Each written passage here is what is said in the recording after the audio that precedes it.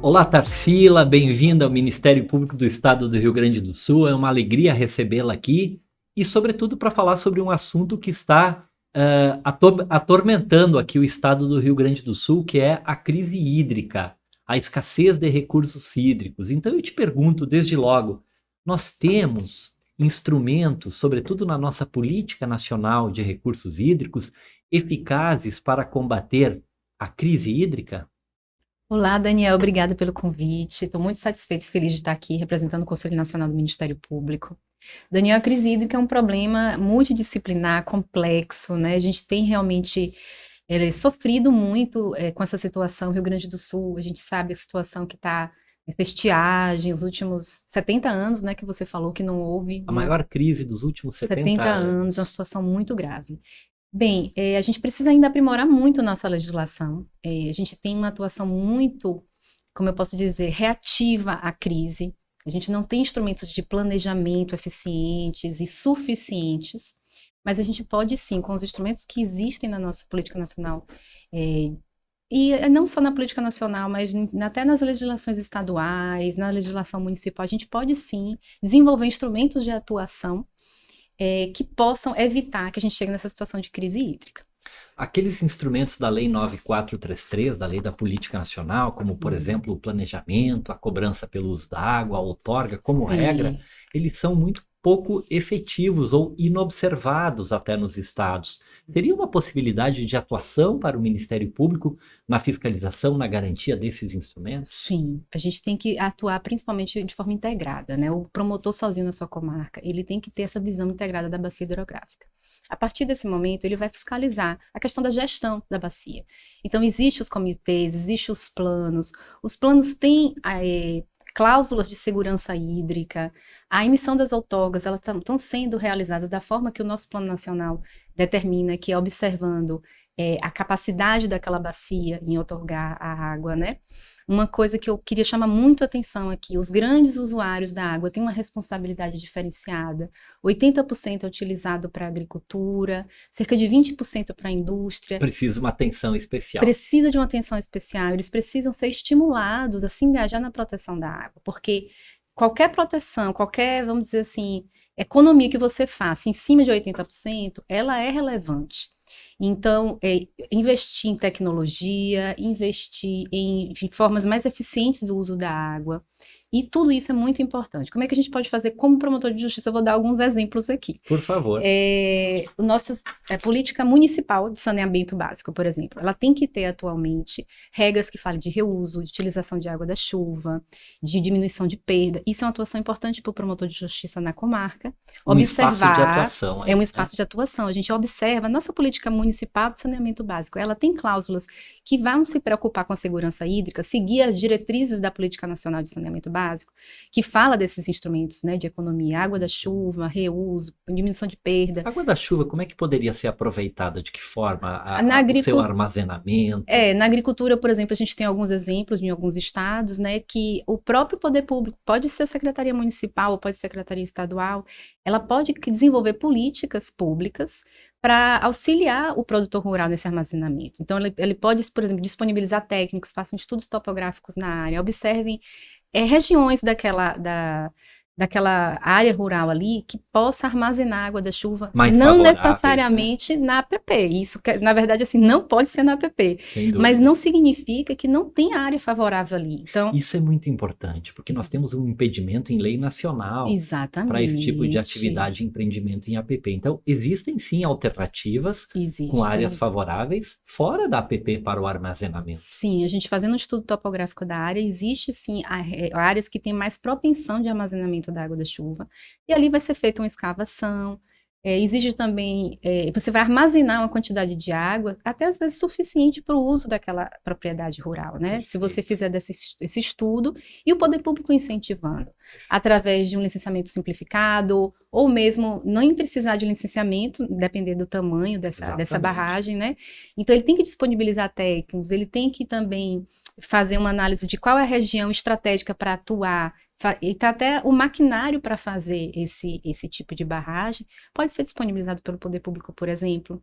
A infiltração da água das chuvas no solo, subsolo, que é muito importante também para a manutenção da segurança hídrica ali, também pode ser feita através desses estudos.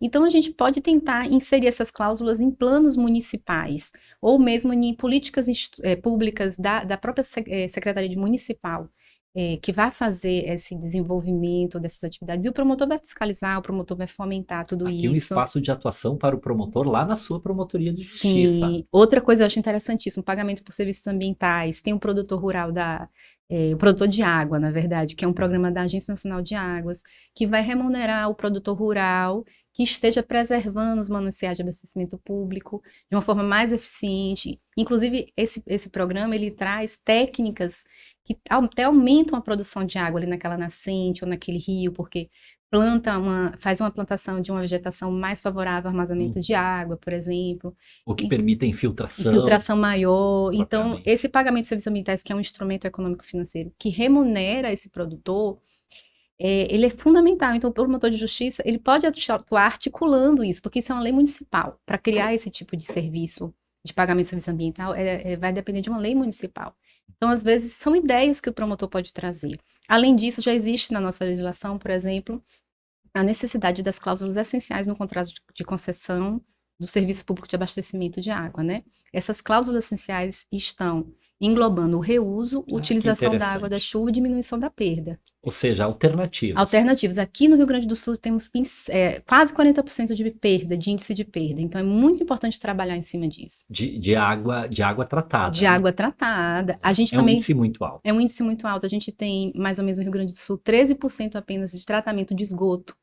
Então, isso é importantíssimo para o Ministério Público atuar, porque a qualidade da água também, ela é fundamental para a situação da escassez, que se você tem um rio que tem água, mas ela é poluída, então a gente não pode utilizar aquela água. Agora, Tarsila, você integra a Comissão de Meio Ambiente do Conselho Nacional do Ministério Público e veio gentilmente aqui ao Ministério Público do Estado, pelo que eu evidentemente te agradeço. Participamos de outro debate anteriormente sobre o mesmo tema. Só queria te perguntar, para a gente finalizar esse bate-papo rápido aqui, já que se trata de um podcast, né? Te perguntar sobre uma estratégia de atuação nacional do Ministério Público. Há um envolvimento, há um plano, há um projeto para essa indução, para que todos os ministérios públicos brasileiros se preocupem com o tema, já que todos os estados sofrem as consequências diretas ou indiretas de uma forma ou de outra, desse desequilíbrio que nós estamos vivendo. Exatamente. Daniel, na minha opinião, o ideal mesmo seria a gente ter uma forma de planejamento prévio, né? Regras prévias estabelecidas, porque a crise hídrica, ao contrário do que o lugar comum imagina, é um evento que a gente não tem como prever. Não. A crise hídrica, ela já é previsível, a gente sabe o que vai acontecer, a gente pode não conseguir precisar qual ano que vai acontecer, ou período específico, mas a gente sabe que eventualmente vai acontecer a crise hídrica. Então a gente teria que ter, na verdade, um planejamento, regras claras para que todos já se preparem para essa adaptação. São regras excepcionais que na Europa, União Europeia mesmo, eles trabalham dessa forma. Então, a pessoa que recebe uma outorga, ela sabe quais são as regras que ela vai ter que se adequar no momento da crise, né? Até porque a crise não decorre apenas da falta de chuva, da escassez, mas do mau uso dos recursos, do uso inadequado, não planejado. Inclusive, 18% do aquífero Guarani está aqui no Rio Grande do Sul. Então, a gente tem muita água no subsolo, principalmente na região mais norte do estado, né? Então, a gente não falta recursos hídricos. Claro, a gente percebe que é a gestão. Então, a gente tem que ter uma visão integrada mesmo da bacia hidrográfica. Os responsáveis por fiscalizar têm que se comunicar, tem que ter uma atuação realmente planejada, né? Isso tudo integra o Plano Nacional do Conselho Nacional. Aí eu ia falar, o Conselho Nacional do Ministério Público a gente desenvolveu junto com colegas, promotores do país todo, o Plano Nacional de Atuação para Combate à Situação de Escassez Hídrica, e esse plano tem alguns eixos, que eu vou dizer aqui quais são os eixos de atuação, que são os mais importantes. Exatamente, a gente fala sobre a segurança hídrica nos planos de bacia, a gente tem que ter essa visão, tem comitê de bacia, tem o plano, ele está obedecendo aquele princípio básico da disponibilidade, estar de forma equilibrada com a demanda, com as outorgas. Então, existe necessidade de se implementar dentro dos planos de bacia cláusulas de segurança hídrica. As outorgas também, principalmente dos grandes usuários, né? Como eu falei, aqui no Rio Grande do Sul, 80% do uso da água é pela agricultura. Então, essas outorgas, elas têm que ser oferecidas de uma forma que estimule a economia, o investimento desses grandes usuários em tecnologia. Existe já irrigação mais eficiente. Melhores técnicas disponíveis. Exatamente, Daniel, o princípio das melhores técnicas disponíveis. Então, no momento da outorga, você tem que também exigir deles um plano de economia da água, né? Porque isso vai ter um impacto grande. A gente também, como a gente falou, no nosso plano nacional, fala sobre a atuação do promotor de justiça no plano municipal de saneamento, essa questão de buscar instrumentos pormenorizados de segurança hídrica também nas leis municipais, e isso, o Ministério Público tem uma ramificação muito grande, através do nosso controle externo, nossa atividade, de buscar realmente o cumprimento da Política Nacional de Saneamento Básico, que traz entre seus princípios e diretrizes, né, a previsão de instrumentos de segurança hídrica. Um desses exemplos é, como eu falei, a questão do uso racional, diminuição de perda, utilização de água de chuva, reuso. Os contratos de concessão de saneamento também, a gente sabe que agora as cláusulas essenciais nesse contrato são essas cláusulas de segurança hídrica, sob pena de nulidade do contrato. Então, a gente tem alguns eixos de atuação, os instrumentos econômicos financeiros também são fundamentais.